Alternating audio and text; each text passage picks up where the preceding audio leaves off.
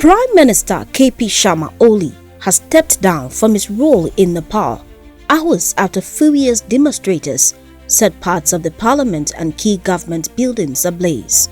His resignation comes at the height of violent protests that have swept across the country, leaving at least 19 people dead and hundreds injured. But to understand how Nepal spiraled into this chaos, we need to be back to where it all started. On September 4th, the government announced an unprecedented ban on 26 social media platforms, including Facebook, Instagram, WhatsApp, X, formerly Twitter, YouTube, and Reddit. Officials defended the decision as a move to curb fake accounts, hate speech, and online abuse. But for many citizens, especially the youth, the ban was the final straw in a long list of grievances. Within hours, school and university students were in the streets. The ban landed in the middle of a growing online campaign known as the Nepal Kid movement, where young Nepalese used social media to expose and criticize the children of political elites accused of corruption and privilege.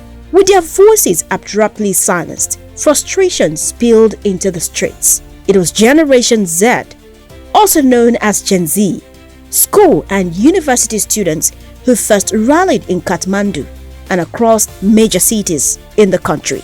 Dressed in uniforms and carrying placards, they demanded not just a reversal of the ban, but an end to corruption, nepotism, and years of political mismanagement. Dubbed the Gen Z protests, the demonstrations spread rapidly from Kathmandu to other parts of Nepal.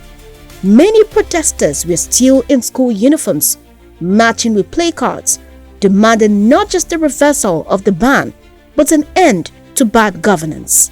The ban was the last straw. One protester told reporters, "We are not just fighting for ours, we are fighting for our future." On September 8, protests turned violent. Demonstrators attempted to storm parliament. Security forces responded with tear gas, rubber bullets, water cannons, and live ammunition in some instances. When the smoke cleared, at least 19 people were dead. Despite curfews, protesters touched government property, including the Singar Dabar Administrative Complex and the Parliament building.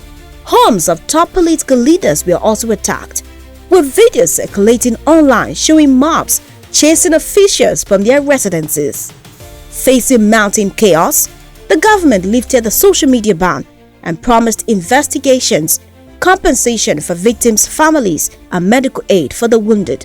Still, the pressure did not ease. On September 9th, Prime Minister Oli announced his resignation, marking a dramatic climax in what many are calling Nepal's Gen Z revolution. Observers say the crisis is far from over. While the ban was the immediate trigger, the protest exposed a deeper discontent in Nepal, where young people feel locked out of opportunity, fed up with corruption, and unwilling to be silenced.